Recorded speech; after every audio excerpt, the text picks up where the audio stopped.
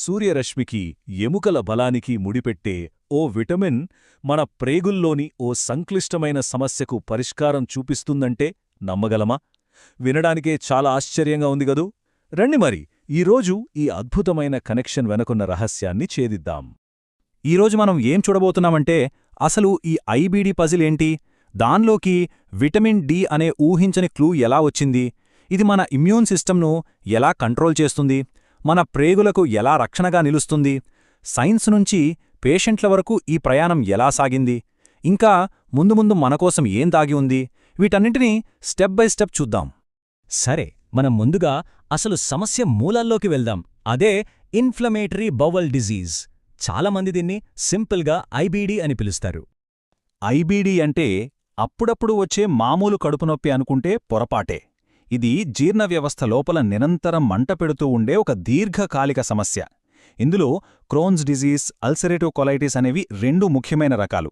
ఇక దీంతో బాధపడేవాళ్ల లైఫ్ ఎలా ఉంటుందంటే అచ్చమొక రోలర్ కోస్టర్ రైడ్ లాంటిది. కొన్నిసార్లు అంతా బాగానే ఉన్నట్టు అనిపిస్తుంది, కానీ ఎప్పుడు మళ్లీ సమస్య తిరగబెడుతుందో ఎవరూ చెప్పలేరు.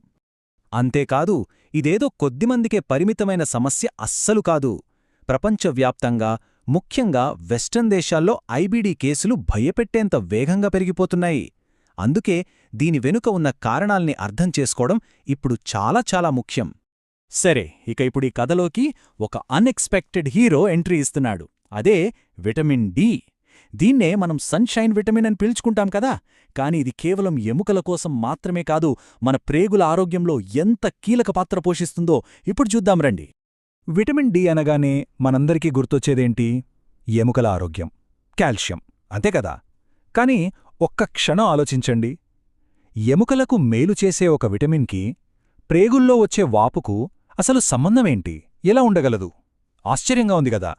ఈ ఒక్క ప్రశ్నే మన ఈ మొత్తం విశ్లేషణకు పునాది. అసలు ఈ విటమిన్ డి మన శరీరంలో ఎలా యాక్టివ్ అవుతుందో చూద్దాం. ఇది సింపుల్గా 3 స్టెప్ల ప్రయాణమన్నమాట.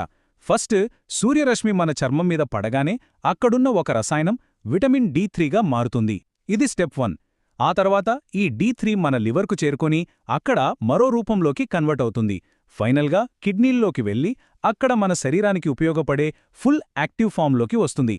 దాని పేరే 1,2,5 డైహైడ్రాక్సీ విటమిన్ డి. ఈ జర్నీని బాగా గుర్తుపెట్టుకోండి, ఎందుకంటే ప్రేగుల్లో దీని యాక్షన్కి ఇదే కీలకం.